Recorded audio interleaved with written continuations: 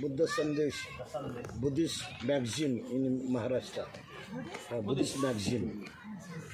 Propagation of the Buddha's teaching. Karuna Sitala Hadayam Panya Pajota Vihatamang Sanara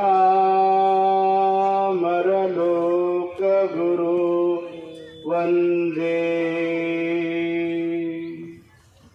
Sugatang gate vimuttamang.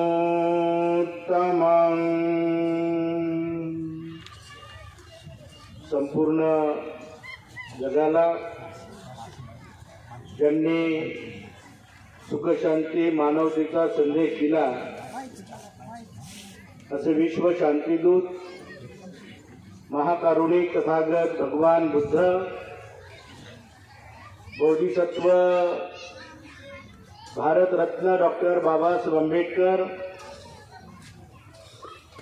Happy science आणि अखिल भारतीय बौद्ध धम्म ज्ञानसागर प्रसारक मंडळ मावसाळा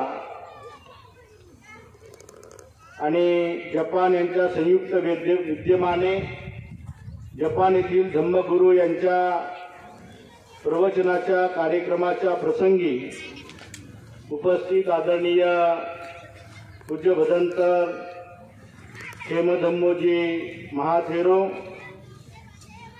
यांनी या सुंदर अशा कार्यक्रमाचं आयोजन केलं. जपानमध्ये जाऊन मैत्री प्रस्थापित केली अशा आदरणीय पूज्य भदंत यश प्रज्ञाबुद्धीजी भिक्खू सारीपुत्र भिक्खू रत्नबोधी आणि संपूर्ण भिक्खू संघ सर्व श्रद्धावान बौद्ध उपासक उपासिका जपान येथील जोडून घ्या सर्व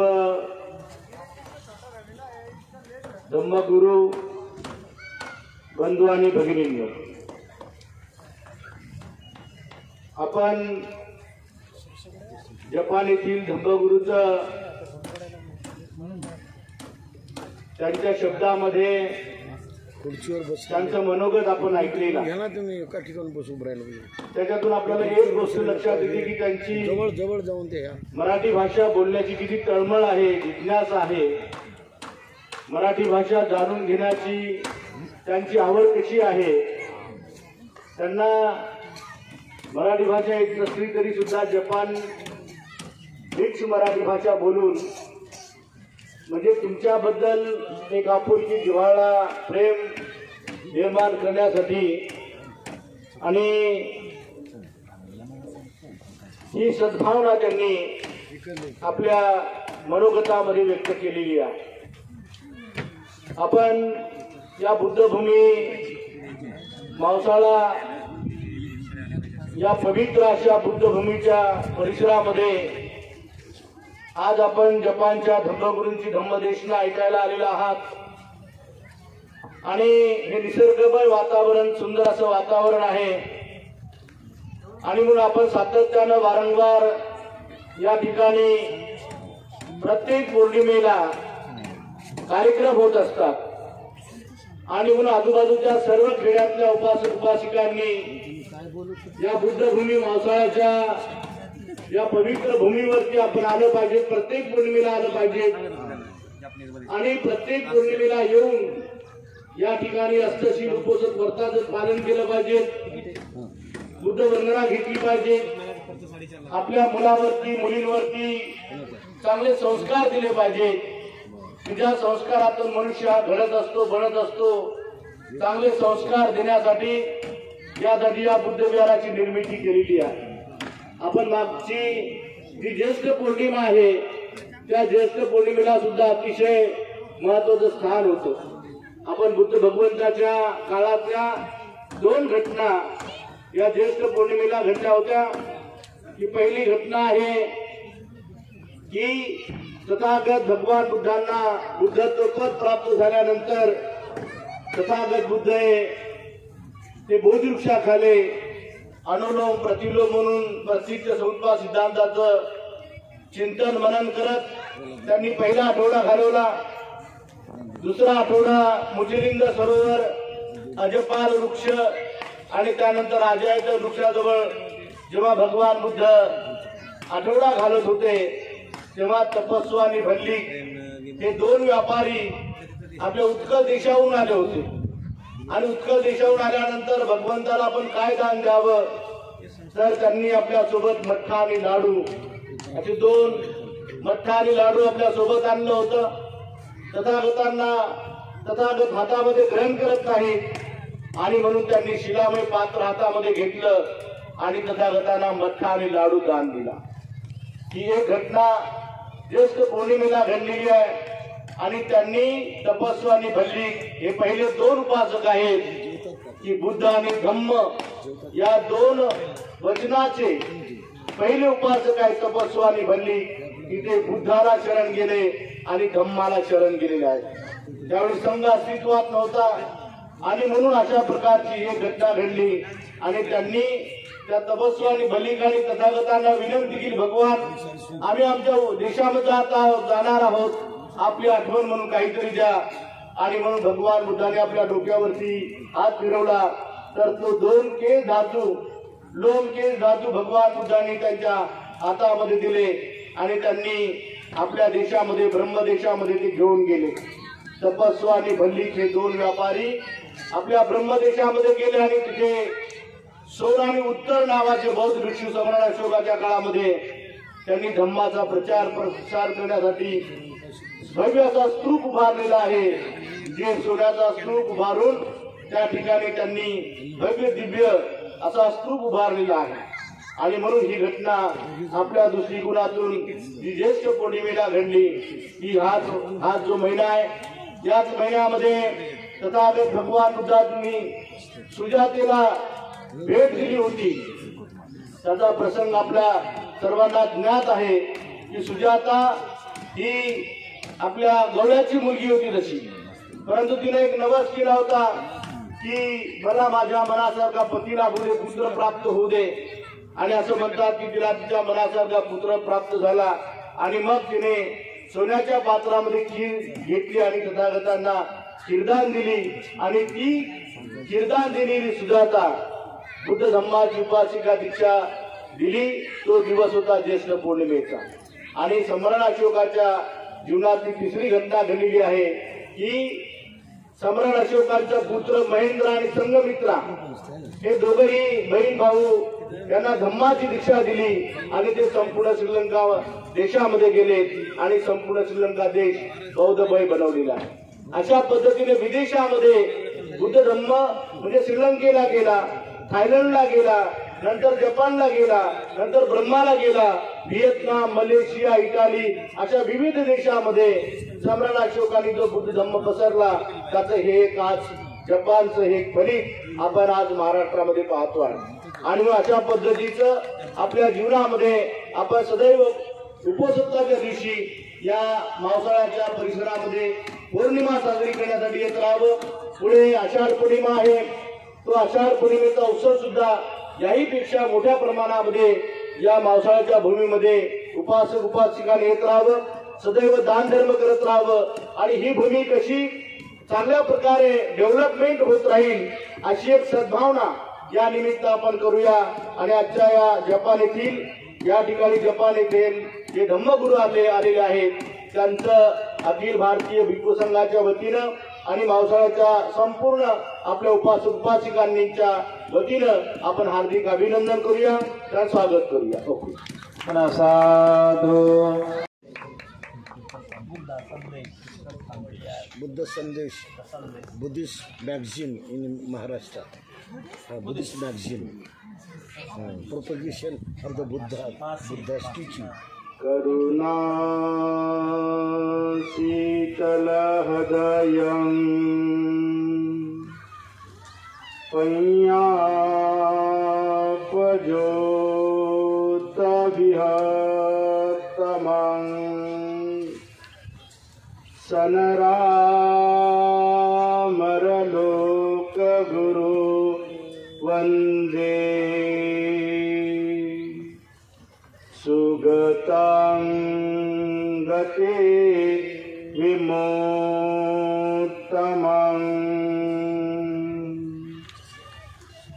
संपूर्ण जगाला ज्यांनी सुखशांती मानवतेचा संदेश दिला असे विश्व शांतीदूत महाकारुणिक तथागत भगवान Buddha, Bodhisattva Bharat Ratna doctor Babasaheb Ambedkar, happy science आणि अखिल भारतीय बौद्ध धम्म ज्ञानसागर प्रसारक मंडळ मावसाळा आणि जपान यांच्या संयुक्त विद्यमाने जपान येथील धम्मगुरू यांच्या प्रवचनाच्या कार्यक्रमाच्या प्रसंगी उपस्थित आदरणीय पूज्य भदंत खेमधम्मोजी महाथेरो यांनी या सुंदर अशा कार्यक्रमाचं आयोजन केलं, जपानमध्ये जाऊन मैत्री प्रस्थापित केली, अशा आदरणीय पूज्य भदंत यश प्रज्ञाबुद्धीजी, भिक्खू सारीपुत्र, भिक्खू रत्नबुधी आणि संपूर्ण भिक्खू संघ, सर्व श्रद्धावान बौद्ध उपासक उपासिका, जपान येथील जोडून घ्या सर्व धम्मगुरू बंधू आणि भगिनींनो, आपण जपान येथील धम्मगुरूचं त्यांच्या शब्दामध्ये खुर्चीवर बस त्यांचं मनोगत आपण ऐकलेलं, घ्या ना तुम्ही एका ठिकाणी बसून राहिलो. त्याच्यातून आपल्याला एक गोष्ट लक्षात येते की त्यांची जवळ जवळ जाऊन ते घ्या. मराठी भाषा बोलण्याची किती तळमळ आहे, जिज्ञासा आहे, मराठी भाषा जाणून घेण्याची त्यांची आवड कशी आहे. त्यांना मराठी भाषा येत नसली तरी सुद्धा जपान मिक्स मराठी भाषा बोलून म्हणजे तुमच्याबद्दल एक आपुलकी, जिव्हाळा, प्रेम निर्माण करण्यासाठी आणि ही सद्भावना त्यांनी आपल्या मनोगतामध्ये व्यक्त केलेली आहे. आपण या बुद्धभूमी मावसाळा या पवित्र अशा बुद्धभूमीच्या परिसरामध्ये आज आपण जपानच्या धम्मगुरूंची धम्मदेशना ऐकायला आलेला आहात आणि हे निसर्गमय वातावरण, सुंदर असं वातावरण आहे आणि म्हणून आपण सातत्यानं वारंवार या ठिकाणी प्रत्येक पौर्णिमेला कार्यक्रम होत असतात आणि म्हणून आजूबाजूच्या सर्व खेड्यातल्या उपासक उपासिकांनी या बुद्धभूमी मावसाळ्याच्या या पवित्र भूमीवरती आपण आलं पाहिजे, प्रत्येक पौर्णिमेला आलं पाहिजे आणि प्रत्येक पौर्णिमेला येऊन या ठिकाणी अष्टशील उपोषण व्रताचं पालन केलं पाहिजे, बुद्ध वंदना घेतली पाहिजे, आपल्या मुलावरती मुलींवरती चांगले संस्कार दिले पाहिजे. ज्या संस्कारातून मनुष्य हा घडत असतो, बनत असतो, चांगले संस्कार देण्यासाठी यासाठी या बुद्ध विहाराची निर्मिती केलेली आहे. आपण मागची जी ज्येष्ठ पौर्णिमा आहे त्या ज्येष्ठ पौर्णिमेला सुद्धा अतिशय महत्वाचं स्थान होतं. आपण बुद्ध भगवंताच्या काळातल्या 2 घटना या ज्येष्ठ पौर्णिमेला घडल्या होत्या. ही पहिली घटना आहे की तथागत भगवान बुद्धांना बुद्धत्व पद प्राप्त झाल्यानंतर तथागत बुद्ध ते बोधिवृक्षाखाली अनुलोम प्रतिलोम म्हणून प्रसिद्ध समुद्भव सिद्धांताचं चिंतन मनन करत त्यांनी पहिला आठवडा घालवला. दुसरा आठवडा मुचिलिंद सरोवर, अजपाल वृक्ष आणि त्यानंतर अजयत वृक्षाजवळ जेव्हा भगवान बुद्ध आठवडा घालत होते तेव्हा तपस्वी आणि भल्लिक हे 2 व्यापारी आपल्या उत्कल देशाहून आले होते आणि उत्कल देशाहून आल्यानंतर भगवंताला आपण काय दान द्यावं, तर त्यांनी आपल्या सोबत मठ्ठा आणि लाडू असे 2 मठ्ठा आणि लाडू आपल्या सोबत आणलं होतं. तथागत हातामध्ये ग्रहण करत नाही आणि म्हणून त्यांनी शिलामय पात्र हातामध्ये घेतलं आणि तथागतांना मठ्ठा आणि लाडू दान दिला. ही एक घटना ज्येष्ठ पौर्णिमेला घडलेली आहे. आणि त्यांनी तपस्वी आणि भल्लिक हे पहिले 2 उपासक आहेत की बुद्ध आणि धम्म या 2 वचनाचे पहिले उपासक आहेत. तपस्वी आणि भल्लिक तिथे बुद्धाला शरण गेले आणि धम्माला शरण गेलेले आहेत. त्यावेळी संघ अस्तित्वात नव्हता आणि म्हणून अशा प्रकारची एक घटना घडली. आणि त्यांनी त्या तपस्वी आणि भल्लिकांनी तथागतांना विनंती केली, भगवान आम्ही आमच्या देशामध्ये आता जाणार आहोत, आपली आठवण म्हणून काहीतरी द्या. आणि म्हणून भगवान बुद्धाने आपल्या डोक्यावरती हात फिरवला तर तो 2 केस धातू भगवान बुद्धांनी त्यांच्या हातामध्ये दिले आणि त्यांनी आपल्या देशामध्ये ब्रह्मदेशामध्ये ते घेऊन गेले. तपस्वी आणि भल्लिक हे 2 व्यापारी आपल्या ब्रह्मदेशामध्ये गेले आणि तिथे सोन आणि उत्तर नावाचे बौद्ध भिक्षू सम्राट अशोकाच्या काळामध्ये त्यांनी धम्माचा प्रचार प्रसार करण्यासाठी भव्य असा स्तूप उभारलेला आहे. जे सोन्याचा स्तूप उभारून त्या ठिकाणी त्यांनी भव्य दिव्य असा स्तूप उभारलेला आहे. आणि म्हणून ही घटना आपल्या दृष्टिकोनातून जी ज्येष्ठ पौर्णिमेला घडली की हा जो महिना आहे, याच महिन्यामध्ये तथागत भगवान बुद्धांनी सुजातेला भेट दिली होती. त्याचा प्रसंग आपल्या सर्वांना ज्ञात आहे की सुजाता ही आपल्या गवळ्याची मुलगी होती तशी, परंतु तिने एक नवस केला होता की मला माझ्या मनासारखा पती लाभू दे, पुत्र प्राप्त होऊ दे. आणि असं म्हणतात की तिला तिच्या मनासारखा पुत्र प्राप्त झाला आणि मग तिने सोन्याच्या पात्रामध्ये खीर घेतली आणि तथागतांना खीरदान दिली. आणि ती खीरदान दिलेली सुजाता बुद्ध धम्माची उपासिका दीक्षा दिली. तो दिवस होता ज्येष्ठ पौर्णिमेचा.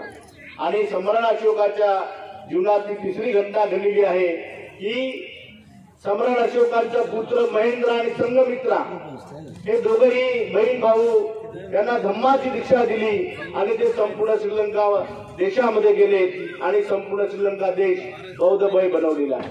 अशा पद्धतीने विदेशामध्ये बुद्ध धम्म म्हणजे श्रीलंकेला गेला, थायलंडला गेला, नंतर जपानला गेला, नंतर ब्रह्माला गेला, व्हिएतनाम, मलेशिया, इटाली अशा विविध देशामध्ये सम्राट अशोकांनी जो बुद्ध धम्म पसरला त्याचं हे एक आज जपानचं हे फलित आपण आज महाराष्ट्रामध्ये पाहतो आहे. आणि अशा पद्धतीचं आपल्या जीवनामध्ये आपण सदैव उपोषणाच्या दिवशी या मावसाळ्याच्या परिसरामध्ये पौर्णिमा साजरी करण्यासाठी येत राहावं. पुढे आषाढ पौर्णिमा आहे. तो आषाढ पौर्णिमेचा उत्सव सुद्धा याहीपेक्षा मोठ्या प्रमाणामध्ये या मावसाळ्याच्या भूमीमध्ये उपासक उपासिकांनी येत राहावं, सदैव दान धर्म करत राहावं आणि ही भूमी कशी चांगल्या प्रकारे डेव्हलपमेंट होत राहील अशी एक सद्भावना या निमित्त आपण करूया. आणि आजच्या या जपान येथील या ठिकाणी जपान येथील जे धम्मगुरू आलेले आहेत त्यांचं अखिल भारतीय भिक्खू संघाच्या वतीनं आणि मावसाळ्याच्या संपूर्ण आपल्या उपासक उपासिकांच्या वतीनं आपण हार्दिक अभिनंदन करूया, त्यांचं स्वागत करूया. ओके. साधू